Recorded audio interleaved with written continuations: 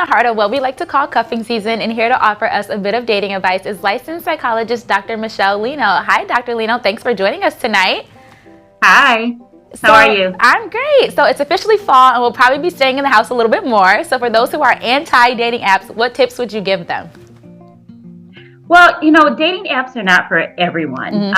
They are more suited for some than others. But if you have not had the best of luck meeting people in person because, you're just not out enough, most of us are not out enough, then just give it a try. Do your homework with dating apps, I would say, first and foremost, because there are dating apps that are for everybody. But if you find that it's just not for you, don't force it. But just give it a shot. Just do a test run. Ask people that have also tried dating apps because that's the best way to find out what's going to work for you. Yeah, I just recently watched a podcast where they talked about you can't be in control if you're being transparent with your partner. And I know being transparent is something that people are very scared of when they're getting in relationships. So what tips could you offer people who are struggling to be transparent in their relationships or even the courting phases? Well, sometimes we have to step outside of ourselves to be transparent. It can be difficult to just put yourself out there as you're getting to know somebody or answering those questions. So who are you? What do you like to do? Yeah.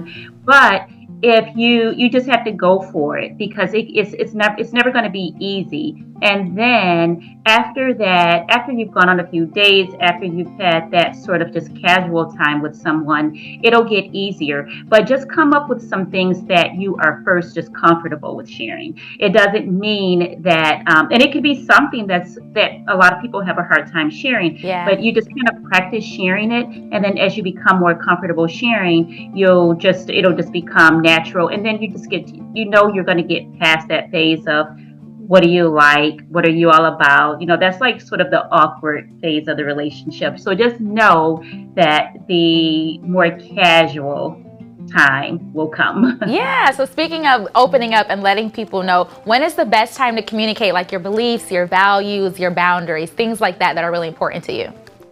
So if you know that, it depends on what is your reason for being in a relationship? What is your reason for dating? Are you looking to be in a relationship to simply to date and to have some companionship, or do you have long-term goals of getting married or just being in a more serious committed relationship? Those things you want to start talking about right away. There's no need to, and you can open those conversations up casually. You can introduce those conversations, and some things you're going to know, they'll just come up.